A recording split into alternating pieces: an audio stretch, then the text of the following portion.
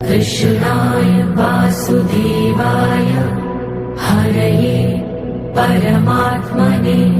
జై శ్రీమన్నారాయణ, జై శ్రీకృష్ణ. ప్రియ వేణుగోపాల స్వామి బంధువులందరికీ వైకుంఠ ఏకాదశి శుభాకాంక్షలండి. కొలిచే భక్తుల కోరికలు తీర్చే ప్రియ వేణుగోపాల స్వామి వారు ముక్కోటి ఏకాదశి సందర్భంగా ఉత్తర ద్వారంలో అమ్మవార్లతో కలిసి అద్భుతంగా దర్శనమిస్తున్నారండి. వైకుంఠ ద్వారాలు తెరుచుకునే వేళ శ్రీ మహావిష్ణువు యోగనిద్ర నుంచి మేల్కొని ముక్కోటి దేవతలతో కలిసి భూమిపైకి చూసే శుభ సమయాన వైష్ణవాలయాల్లో ఉత్తర ద్వారం ద్వారా స్వామివారిని దర్శించుకుంటే మంచి జరుగుతుందని కోట్లాది భక్తుల నమ్మకం. ఆ నమ్మకంతోనే వేలాది మంది భక్తులు వేకోజాము నుంచే విజయనగరం జిల్లా జామి మండలం అన్నమరాజుపేట గ్రామంలోని పుష్పగిరి దివ్యక్షేత్రానికి చేరుకుని శ్రీ వేణుగోపాల స్వామి వారిని దర్శించుకుంటున్నారండి. వీడియోలో మీరు చూడొచ్చు, అమ్మవార్లతో కలిసి శ్రీ వేణుగోపాల స్వామి వారు ఉత్తర ద్వారంలో అద్భుతంగా దర్శనమిస్తున్నారండి. ఈ క్షేత్రానికి రాలేకపోయిన వారంతా ఓసారి స్వామివారికి నమస్కరించుకొని త్వరలోనే దర్శన భాగ్యం కల్పించమని కోరుకుంటు ఫ్రెండ్స్. తప్పకుండా మీకు వేణుగోపాల స్వామి వారి దర్శన భాగ్యం కలుగుతుంది. ఓం నమో వేణుగోపాలాయ నమః. ఓం నమో భగవతే వాసుదేవాయ నమః. వైకుంఠ ఏకాదశి కోసం మన ఆలయాన్ని అర్చకులు శ్రీ పనిహార సీతారామాచార్యుల గారి ఆధ్వర్యంలో కమిటీ సభ్యులు అద్భుతంగా అలంకరించారండి. వివిధ రకాల పుష్పాలు ఫలాలతో బృందావనాన్ని తలపించేలా సుందరంగా అలంకరించారండి. ఆలయ మండపాన్ని చూడండి ఫ్రెండ్స్, నందనవనాన్ని తలపించేలా తీర్చిదిద్దారు.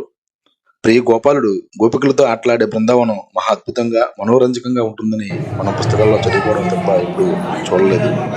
కానీ ప్రస్తుతం మనం ఆలయం లోపలికి వచ్చి చూస్తే మాత్రం ఆనాటి బృందావన స్వయంగాన్ని తలపించేలా ఆలయం ఉంటుంది.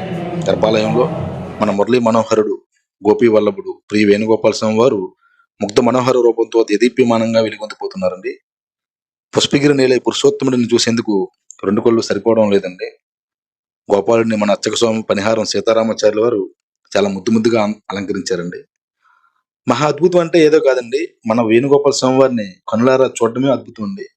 ప్రియ గోపాలుడిని చూసిన కనులదే భాగ్యవంత.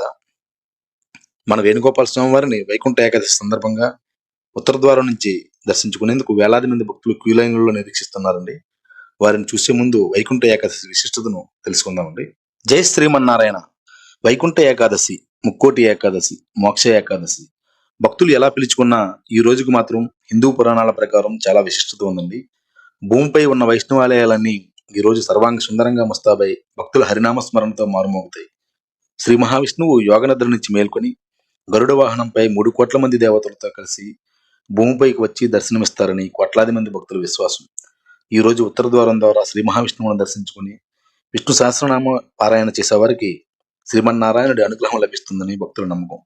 ఏకాదశి అనగా 11 అని అర్థం. మనలోని 5 జ్ఞానేంద్రియాలు 5 కర్మేంద్రియాలపై మనసుతో నియంత్రణతో కలిసి చేసేదే ఏకాదశి వ్రతం అని అర్థం అండి. నెలకు 2 చొప్పున ఏడాదికి 24 ఏకాదశులు వస్తుంటాయి. ఒక్కో ఏడాది అధిక మాసం కారణంగా 26 ఏకాదశులు వచ్చినప్పటికీ వైకుంఠ ఏకాదశి మాత్రం చాలా విశిష్టమైనది.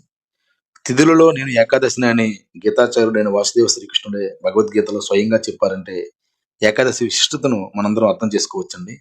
అందువల్ల ఈ ఏకాదశి ఎంతో పవిత్రమైనది, జ్ఞానప్రధానమైనది, మోక్షదాయిని భక్తులు భావిస్తుంటారు. ముక్కోటి ఏకాదశి రోజున సత్యనారాయణ స్వామి వ్రతం ఆచరిస్తే విశేషమైన ఫలితం లభిస్తుందని మన పురాణాలు సూచిస్తున్నాయి. జై శ్రీమన్నారాయణ. మన పురాణాల ప్రకారం సత్యయుగంలో మురాసురుడు అనే రాక్షసుడు బ్రహ్మదేవుడి నుంచి వరం పొంది అందరిని హింసించేవాడు. అతను బాధలు తాళలేక దేవతలు, మహర్షులు, ప్రజలు విష్ణుమూర్తిని ఆశ్రయించడంతో ముర అనే రాక్షసుతో శ్రీ మహావిష్ణువు యుద్ధం చేస్తారు. సుదీర్ఘకాలం సాగిన ఈ యుద్ధంలో రాక్షసుడు ఓ నదిలో దాక్కుంటాడు. ఆ రాక్షసుడిని నది నుంచి బయటకు తీసుకొచ్చేందుకు కొంతసేపు విశ్రాంతి తీసుకుంటున్నట్టు ఓ గుహలో విష్ణుమూర్తి నటిస్తారు. ఇదే అదునుగా ఆ సమయంలో విష్ణువును అంతమొందించేందుకు మురాసురుడు ప్రయత్నిస్తాడు. అయితే ఆ సమయంలో శ్రీ మహావిష్ణువు శరీరం నుంచి మహా తేజస్సుతో ఓ కన్య ఉద్భవించి రాక్షసుడిని సంహరిస్తుంది. ఆ కన్య ఆ పక్షంలో 11వ రోజున ఉద్భవించడంతో ఆమెకు శ్రీ మహావిష్ణువు ఏకాదశి అని పేరు పెట్టి ఓ వరం ఇస్తారు.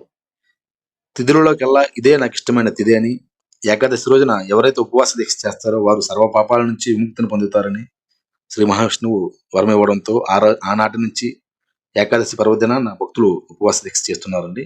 జై శ్రీమన్నారాయణ. నమ్మకం, ఆ నమ్మకమే మనల్ని ముందుకు నడిపిస్తుంది. ఆ నమ్మకంతోనే వేలాది మంది భక్తులు మన పుష్పగిరి దివ్యక్షేత్రానికి చేరుకుని వేణుగోపాల స్వామి వారిని దర్శించుకుంటున్నారండి.